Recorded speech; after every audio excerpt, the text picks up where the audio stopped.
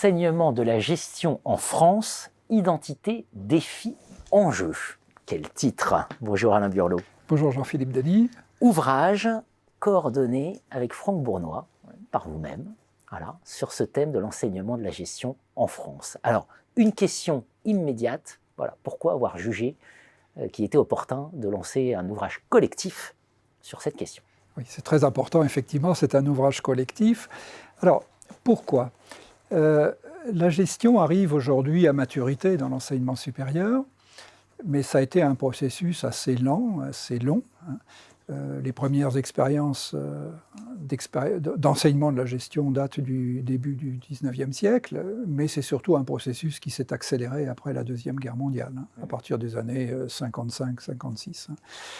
Alors, pourquoi est-ce important ?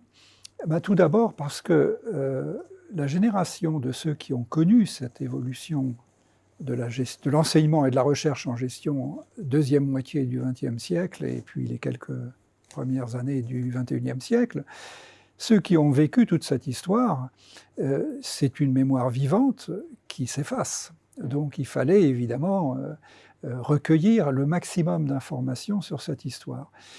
Et cette histoire est importante parce que, évidemment, l'évolution, elle est enracinée dans le passé. Donc il fallait recontextualiser ce qu'a été la gestion, ce qu'elle est devenue et ce qu'elle est aujourd'hui. Donc, en quelque sorte, le futur, c'est la conséquence du passé, et il fallait faire le lien entre les deux. Bien sûr, alors, ouvrage d'une très grande richesse. Peut-être quelques éléments que l'on apprend en parcourant cet ouvrage, sans déflorer évidemment le contenu. Non, mais ce qui m'a frappé en coordonnant avec Franck Bournois la production de cet ouvrage, et puis aussi avec un conseil scientifique. On s'est entouré d'un conseil scientifique qui est composé de 6 collègues, des collègues qui ont une grande expérience aussi du domaine. Et ce qui nous a frappé d'abord, c'est la méconnaissance de l'histoire de cette discipline en France par nos jeunes collègues. Alors, c'est normal, ils sont engagés dans une carrière qui est très exigeante et pour eux, l'essentiel, c'est de progresser, d'être reconnus à leur tour, accueillis dans cette communauté. Mais il fallait quand même leur donner quelques repères pour voir d'où ils viennent, pourquoi ils sont là, etc. Et ce que l'on constate, c'est que cette histoire donc, qui remonte, disons à peu près au début du XIXe siècle, elle est très peu connue, et quand elle est connue, elle est souvent mal connue. C'est-à-dire qu'on a l'impression que la gestion, en fait, elle est née avec le début de l'américanisation de la société. Avec le chewing-gum Hollywood. Avec le chewing-gum Hollywood, le Coca-Cola et McDo. Voilà. Non, il y avait déjà une tradition ancienne, et une tradition qui n'est pas celle à laquelle on pense, c'est-à-dire avant la découverte de la gestion aux États-Unis, en gros, on faisait un peu de technique, on apprenait à faire des factures et à enregistrer des factures. Bon, non, c'est pas ça.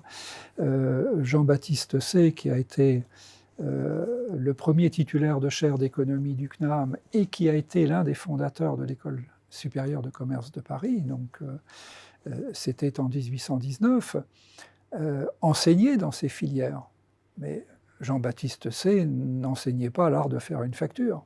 Donc il y avait déjà une volonté de lier la gestion avec l'économie. Il y avait des cours de géographie économique, des cours de langue. Donc c'était déjà un enseignement assez riche. Un enseignement aussi dans les facultés de droit. Et un enseignement dans les facultés de droit, bien entendu. Les facultés de droit n'ont pas découvert la professionnalisation de l'enseignement supérieur au cours de ces 10 ou 20 dernières années. C'était une tradition presque millénaire, de même que les facultés de médecine. Alors, les juristes avaient besoin, par exemple, de savoir traiter une comptabilité et savoir, en cas de litige, ce que l'on pouvait tirer d'une comptabilité pour apporter des preuves, etc. Donc, ils l'enseignaient, mais pas seulement. Le droit des contrats est extrêmement important en gestion. Le droit du travail est extrêmement important. Donc les juristes faisaient déjà tout cela.